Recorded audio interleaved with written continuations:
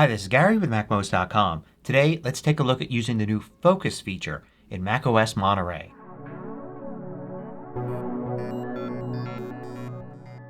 MACMOST is brought to you thanks to a great group of more than 1,000 supporters. Go to MACMOST.com/Patreon. There you can read more about the Patreon campaign, join us, and get exclusive content and course discounts. So one of the biggest new features of macOS Monterey is Focus. Previously, we had Do Not Disturb, and you could turn it on or off.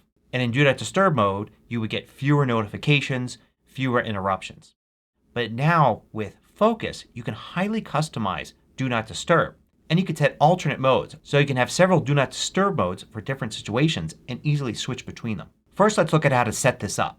If you go into System Preferences and then to Notifications and Focus, switch to Focus. And here on the left you have a list of all of your Do Not Disturb modes.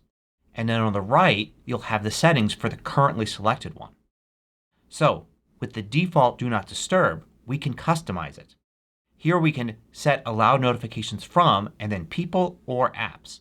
So for instance if you wanted to allow messages to get through from certain people you could add them to this list here and they would be allowed. Likewise you could go to apps and you could add apps that will be allowed to send you notifications. So now Do Not Disturb allows notifications from this person and also notifications from this app. You can add as many as you want. You can select and remove them as well. And there are a few other options here. You could allow time sensitive notifications. So in other words things from the Calendars app or reminders that have a specific time to them. You could allow calls to come in through FaceTime, of course, on your Mac that are in your favorites, all contacts, everyone, or any group that you create in the Contacts app. And you could decide whether or not to allow repeated calls. This is when somebody calls you once, it doesn't go through because of Do Not Disturb, and then they try you immediately again. This is a great feature to have turned on and let loved ones know that they could reach you if they just try to call you twice. So you can also set automations for Do Not Disturb.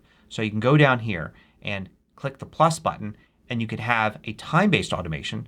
So you can have it automatically turned on and off at a certain time. And you could pick the days of the week, the start and the end times. You could also add a location-based automation.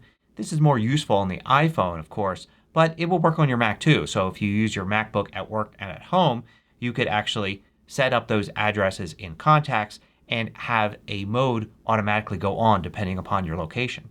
And you could also have an app-based automation. So when you're using a specific app, you could have it automatically turn on a certain mode. Now this is all great, but the real power here is to be able to have multiple Do Not Disturb modes. So you can click on this list here and then there's a plus button and then you can add a mode. Give some suggestions here. For the most part, custom and suggestions are about the same thing with one exception here. We'll look at that in a minute. If we go to custom we can create something here that has our own custom name, a color, and then we could assign some sort of icon to it and then add it. And now we can have different settings for this than for the default Do Not Disturb. So we could have allow notifications from certain people, certain apps. We could even have it turn on automatically when we're using a specific app. And you can customize the options for this as well.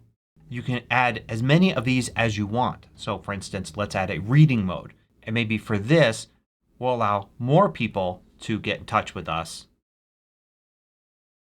and maybe more apps to bother us with notifications. You can continue to add as many of these as you want. One special one here is gaming. This one actually creates a different automation for when you're using a wireless controller with your Mac. Now these focus modes sync across your devices as long as you have this checkbox here. And if you're using an iPhone you'll notice different default ones. For instance driving. And those will have special things just like gaming here for wireless controller.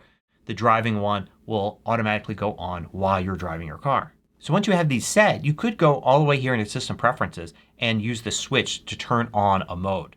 You can just select it and turn it on. However, it's more likely you're going to want to do that without going to System Preferences. You can do that by going into Control Center and you'll see Focus here. Click that and it will list the different modes you have set up. So for instance let's go to Reading. If I click that I can have it go on for 1 hour or until this evening. So let's turn it on for an hour here. And then you could see the icon appear here in the menu bar indicating that I'm in that mode. If I click here you'll see I can easily switch to another one. So let's switch to gaming, for instance, or coding. You can also turn it off simply by selecting the one that you already have turned on, like that. And then it will go off. You see none of these modes are now on. If you want to permanently have focus here in the menu bar, you can do that by going into Control Center and dragging focus into the menu bar where you want it. Now you can easily access all of these right here. I find this also makes it much easier just to switch a mode on without a set time to turn it off. You can just go in here, switch on a mode, and you can see you're now in reading mode. And it's not going to turn off after an hour or this evening. You still have the shortcut where you can option click the time here and it will turn on Do Not Disturb, the default mode. Option clicking again will turn it off. And if you've turned on another mode, like gaming here, option clicking will turn that off, and then another option click will turn on the default Do Not Disturb mode. And like before, you can go into System Preferences, Keyboard, Shortcuts, and under Mission Control there is a Turn Do Not Disturb on or off toggle shortcut that you could set. This will just be for that default Do Not Disturb mode.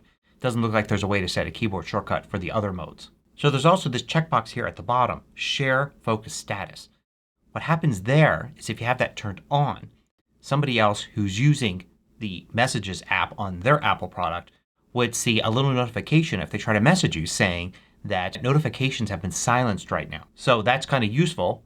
They get the message that maybe they shouldn't contact you right now, and if they do, that you won't see that notification until you switch focus modes or go to the Messages app.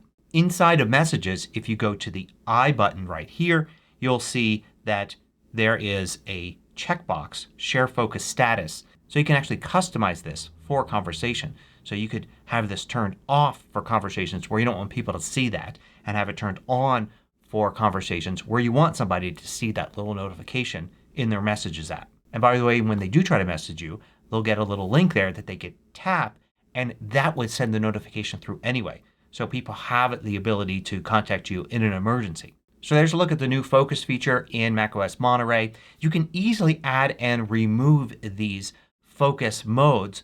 So I would suggest creating a few, but don't be afraid to edit them, add more, remove others later on. It's probably going to take a while for us to all get used to this new functionality. Some of us may adopt this tool as something we use throughout the day. Others may just stick with the plain Do Not Disturb or not use it at all. Hope you found this useful. Thanks for watching.